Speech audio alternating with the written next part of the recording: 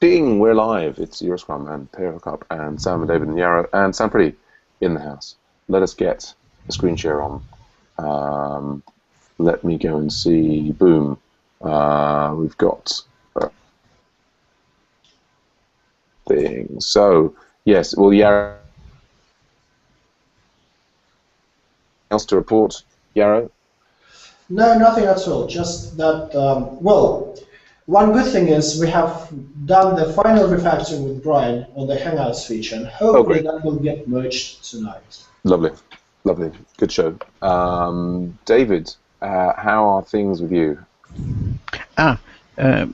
Got kind of blocked on doing a rake task. It just doesn't seem to go well with BDD. At least I got stuck, and I had no one to pair with at the time.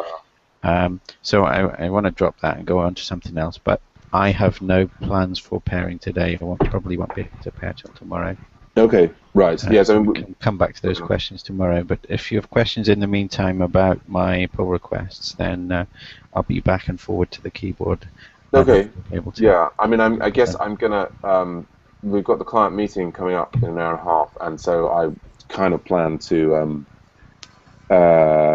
try and get the feature flags out to production before then. But so we'll see if that happens. Yes, we've definitely BDD'd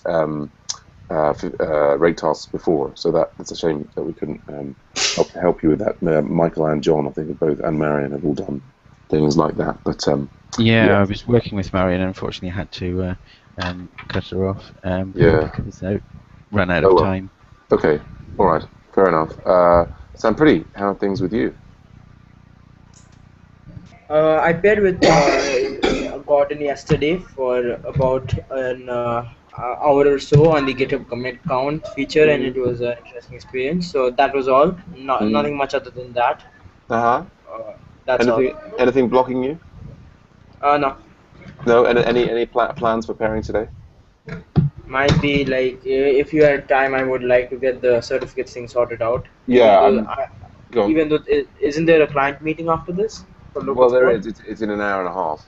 I mean, yeah, I guess for me, I guess ideally I would sort of immediately do the client meeting prep after this, just to make sure that it's done. And that if we can get that done relatively quickly, we could work on the. I mean, because part of it's going to be just forcing the code out onto production. So we could be also working on the certificates in the meantime. So yeah.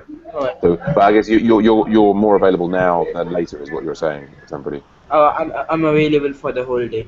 Oh, okay, all right. But yeah, anyway, we'll stick around. We'll certainly get onto both of those things. Christian is also with us. Hey, Christian, how are you doing? Hi, Sam. I'm doing well. I feel a bit bad that I haven't been in touch for a couple of weeks.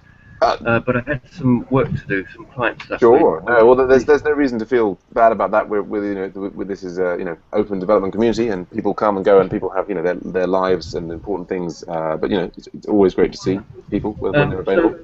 So, what I want to let you know is that I'm also going on holiday for a week tomorrow, so I won't be around for another week. I think I probably failed getting certificates and stuff like that. But I have made progress on the article vote feature. I did. Oh yeah.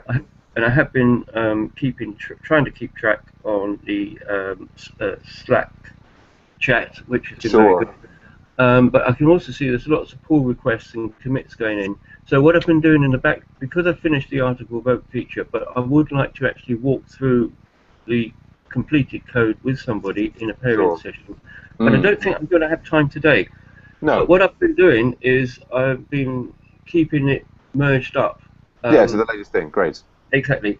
And what's on my branch, article vote, it's in the PR, it's which you've got up there on the screen, on the left. I've got the links in there, and I've also indicated that it is completed. Yeah. But so that's where I'm at, and I'm worried that we get too far out of step with the feature flags. Yes. Noticing. Yes, I mean I think the feature flags are all for local support. I don't think feature flags are being used in website 1, but I might be wrong. Okay. Maybe misinterpreted that. Yeah, I mean, I basically don't really work on the pull requests for website one. I work on them for local support and auto graders. So yeah, I can't speak to that. But yes, I think clearly what if you've got a pull request and you want to get merged, then it's you want to keep merging it to the latest developed branch. But also David did recently was he gave me access to his repo, the local support one, so that I could, as necessary, merge it and update the pull request, which is very, very handy actually. So that's also something to consider. If you not necessarily give access to everything on your GitHub to Brian, but because Brian is the project manager for website one, so if you added him as a committer, then that means that even if you're away over the course of a week, if you're saying that it's ready, he can actually do the merge if he has time. And push it up to your thing and do the pull request and pull it in. So that might be something to consider. Okay, thanks. Could I just add, Sam, that Christian, we've been discussing the matter about the pull request a couple of weeks ago, and we have agreed that before any pull request gets merged in, we should get at least 2 people to code review it apart from the author. So the best thing after you've done the pull request is to announce it on the Slack, ask other people to come in and code review, and then Brian will do his code review, and then it will get merged. Thanks, Yarrow. And I do want to do this pull request, but I've been holding back on it because I realised that I didn't have time to do the pairing session for the code review. Brian is actually quite okay if you do a pull request. Just mark it as WIP, as in work in progress. And even if it's not entirely finished, but then we can start reviewing it already. Yeah, and that Christian, when Yarrow is saying the code review doesn't have to be in a pairing session. So you can still, if the code is ready, I mean you may want for your own benefit to be able to do a code review with somebody in real time, which is great too. But in order to get in order to get it pulled in, it's not required that the code review takes place in a pairing session. You can just say, hey guys, by the way, I finished this code. Please give me feedback on the pull request in the GitHub comments. So that's another option. Yeah. Thanks. Cool. Well, thanks for letting us know where that all stands. John is here with us again. Another early start for John. How are things going with you, John? Microphone disabled, perhaps. We'll wait to see what happens to John. I guess that leaves me. So yeah, it was all makers pairing yesterday. Although we ended up with the MOOC office hours, which seemed to go quite well. Yes, we had full. We filled the hangouts with people and sort of chatted mainly about the Oracle Bacon RESTful homework and other bits and pieces. I also had an idea off the back of the thing about how we can get the 1693 project class going, which is I was upon the AV102. No, AV102. Yeah, there we go. I was reflecting on the structure of the AV102 course that we have and about how we're likely to run this again in August in preparation for the new MOOC starting in September and so on.